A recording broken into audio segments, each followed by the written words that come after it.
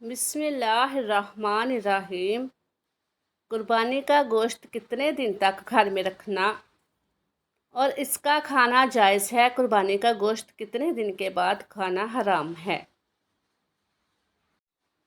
یہ سوال بہت سارے مسلمانوں کے ذہن میں آتا ہے کیونکہ اس حوالے سے بہت سے لوگوں کے بہت سے مختلف نظریات سننے کو ملتے رہتے ہیں۔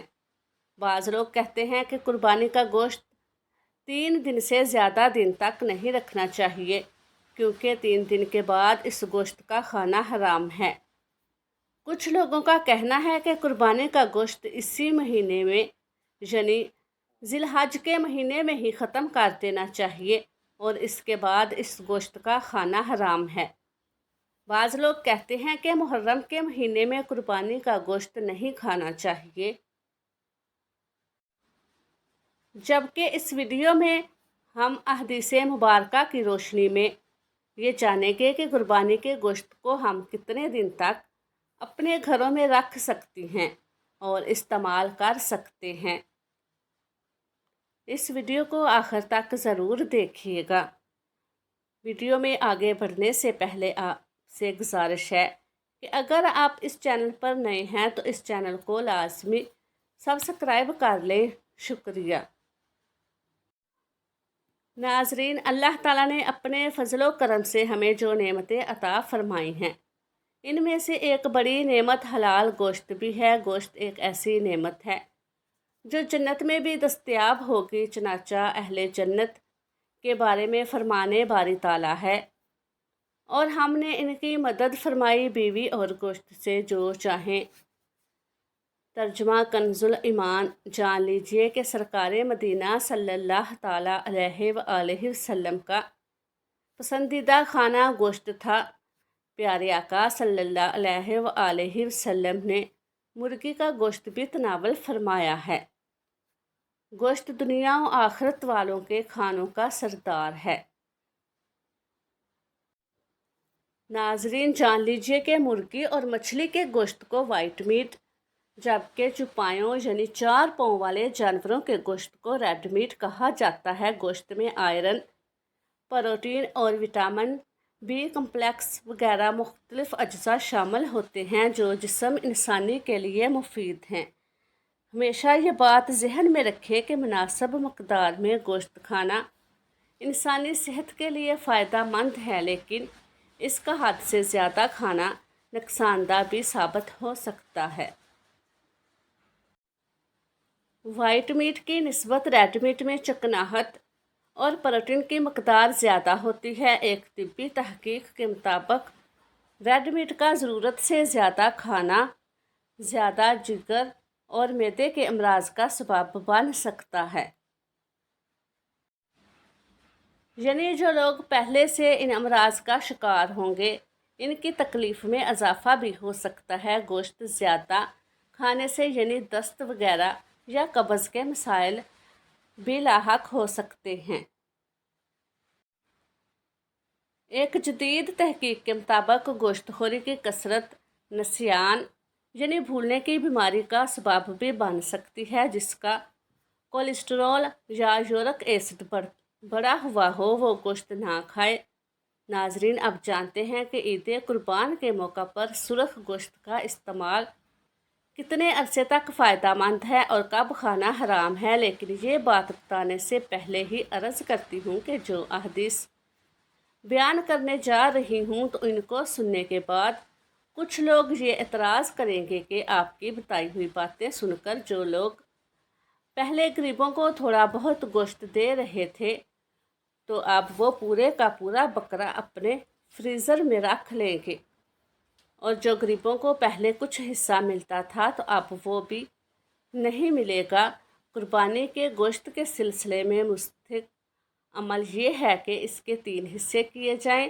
ایک حصہ غریبوں میں بانٹ دیا جائے، ایک حصہ رشتہ داروں میں تقسیم کیا جائے اور ایک حصہ اپنے پاس رکھیں، اور یہ عمل مستحب ہے یعنی پسندیدہ اور بہترین عمل ہے تاکہ وہ لوگ جو قربانی کی استطاعت نہیں رکھتے ان کو بھی کھانے کے لیے گوشت مل سکے۔ تو اس طریقے پر عمل کرتے ہوئے آپ نے جو ایک حصہ اپنے کھانے کے لیے رکھا تو اس کو کتنے عرصے تک استعمال کیا جا سکتا ہے؟ اس حوالے سے 2 احادیث بیان کی جا رہی ہیں۔ نمبر 1، سنن نسائی کے اندر حدیث ہے، رسول اللہ صلی اللہ علیہ وآلہ وسلم نے ارشاد فرمایا کہ میں نے تمہیں کچھ چیزوں سے روکا تھا لیکن اب ان کی اجازت ہے۔ قبروں کی زیارت سے روکا تھا اور اب ان کی اجازت ہے۔ اسی طرح میں نے تمہیں 3 دن سے زیادہ قربانی کا گوشت اپنے پاس رکھنے سے منع کیا تھا لیکن اب اس کی اجازت ہے۔